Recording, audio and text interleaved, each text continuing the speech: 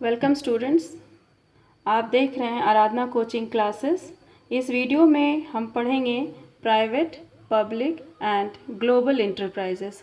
सबसे पहले प्राइवेट के बारे में देखेंगे, फिर public, and after that we will move to global enterprises.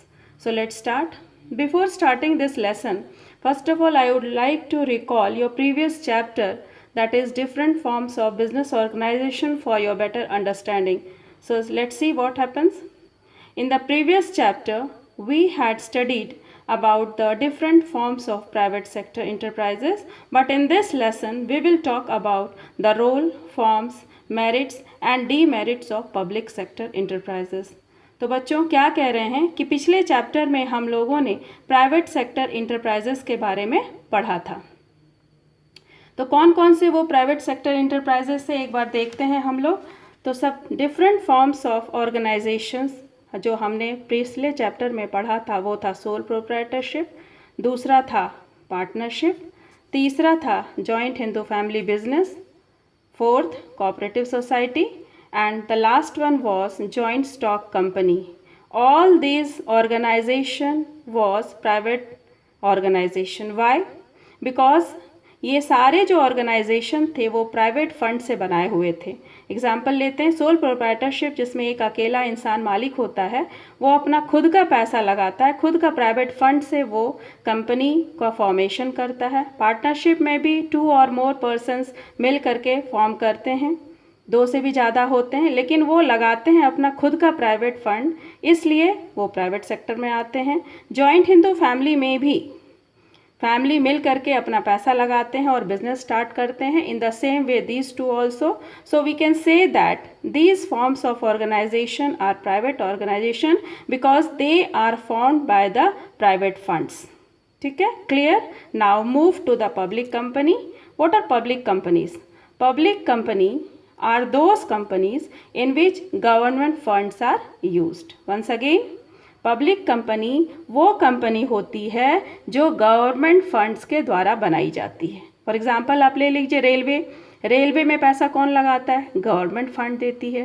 Post and telegraph, SBI, state bank of India, life corporation, oil and natural gas corporation, ये जो हैं 5, और भी बहुत सारे हैं, बट मैं छोटा सा एग्जांपल दे के आपको समझाने की कोशिश कर रही हूँ कि ये जो सारे ऑर्गेनाइजेशन हैं सब में गवर्नमेंट फंड, सब में गवर्नमेंट ने फंड दिया है, इसलिए ये पब्लिक कंपनी कहलाती है। अब आप पूछेंगे कि मैम गवर्नमेंट ने फंड दिया है तो ये गवर्नमेंट कंपनीज क्यों नहीं कहलाती है? Why it is called as public company?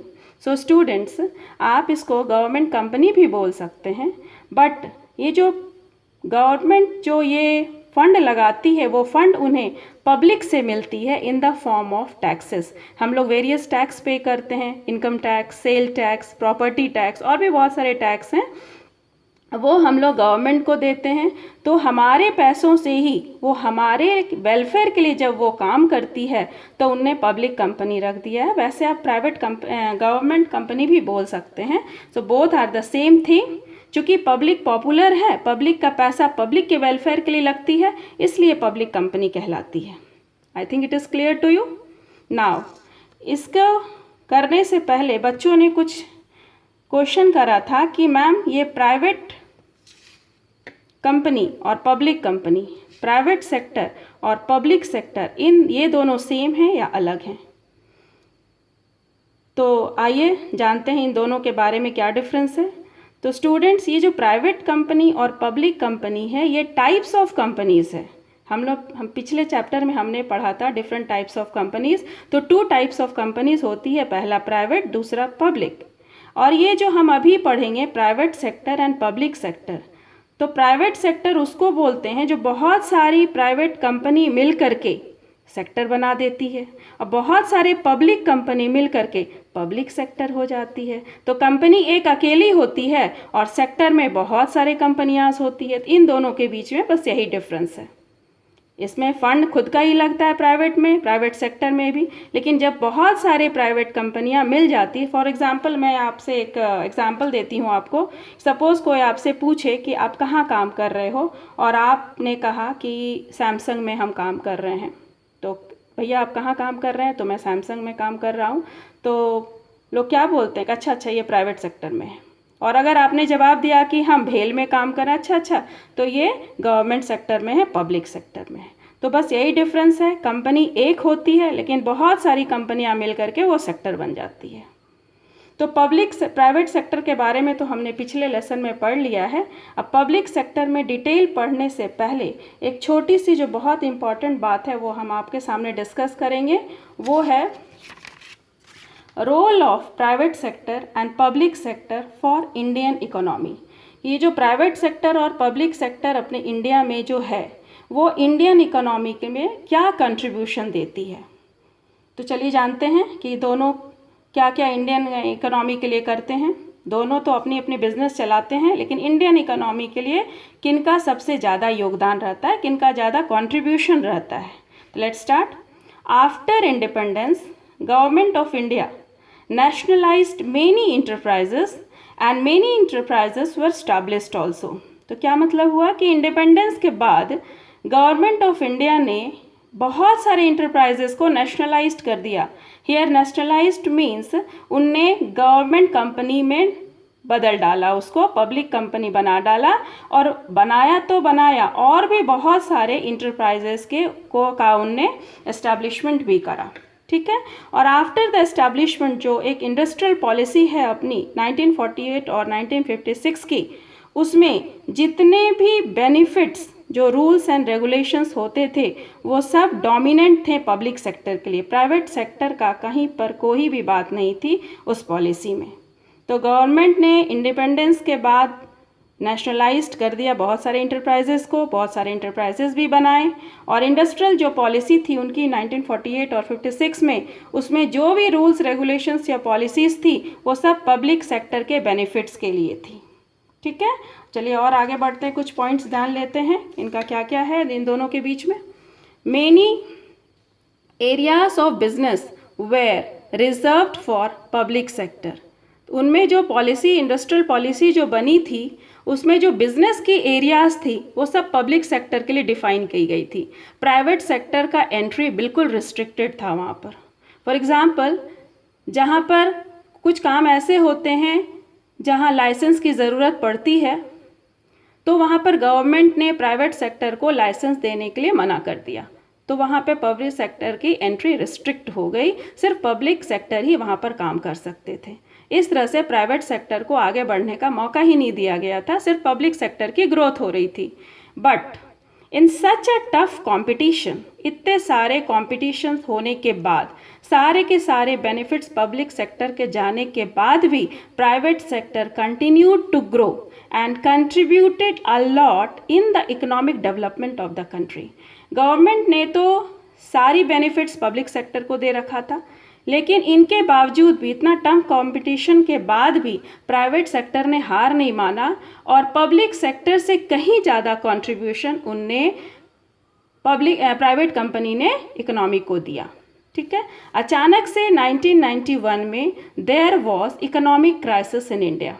अचानक से, जैसे आज के समय भी आप देख रहे हैं, इकोनॉमिक क्राइसिस तो होगी ही, अपनी इंडिया की जो जीडीपी थी वो तो कम होगी ही।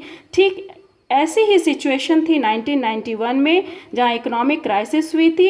The GDP of India was too low, बहुत नीचे गिर गई थी उस समय। At that time government framed new economic policy and reforms. उस समय गवर्नमेंट के पास कोई उपाय नहीं थी, तो उनने फिर से एक नई पॉलिसी और रिफॉर्म्स शुरू करा।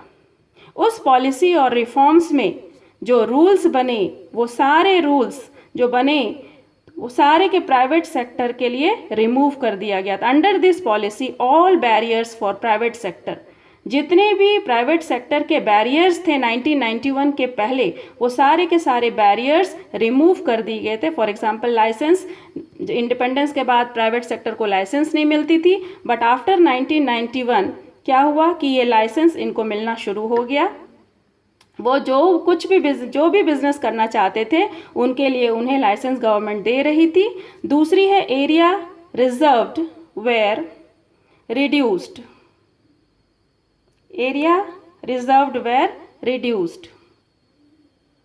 वेयर एरियाज वेयर रिड्यूस्ड, जो जो एरियाज़ में वहाँ रिस्ट्रिक्शन था उन्हें इजाज़त मिल रही थी वहाँ बिजनेस करने के लिए। और सबसे लास्ट में थी limit of producing goods were raised. Suppose कीजिए कि आप 50 टन्स करने का लिमिट रखते हैं, 50 टन्स आपकी प्रोडक्शन की कैपेसिटी है, बट 1000 टन या उससे भी ज़्यादा अगर आप प्रोड्यूस कर सकते हैं तो वहाँ आपको कोई रोक नहीं रहा था। लिमिट जो आपकी प्रोड्यूसिंग गुड्स की थी वो रेज्ड कर दी गई थी। आपकी इच्छा पर आप जितना प्रोड्यूस कर सकते हैं कीजिए और मार्केट में सेल कीजिए।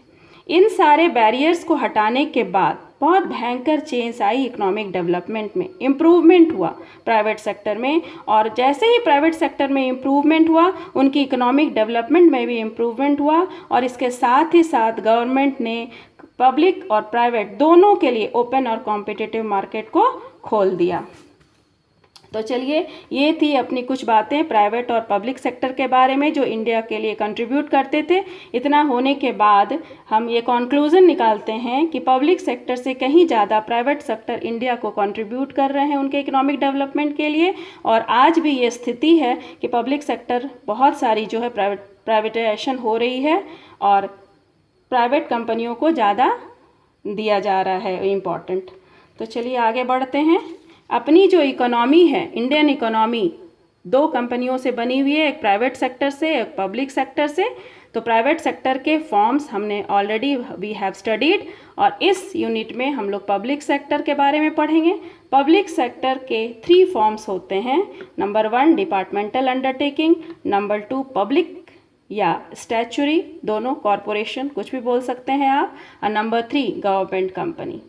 तो ये वीडियो को मैं यहीं पे स्टॉप करती हूँ और नेक्स्ट वीडियो को हम डिपार्टमेंटल अंडरटेकिंग के फीचर्स, मेरिट्स एंड डीमेरिट्स, उसके फॉर्म्स के बारे में लेकर के आएंगे। तब तक के लिए थैंक यू। और हाँ, अगर आपको ये वीडियो पसंद आती है तो उसे लाइक कीजिए, शेयर कीजिए, सब्सक्राइब कीजिए और बेल आइकन को दबाना ना भूलिए ताकि मैं कोई भी अगला वीडियो बनाऊँ तो उससे आप अपडेट रहें। Thank you and best of luck.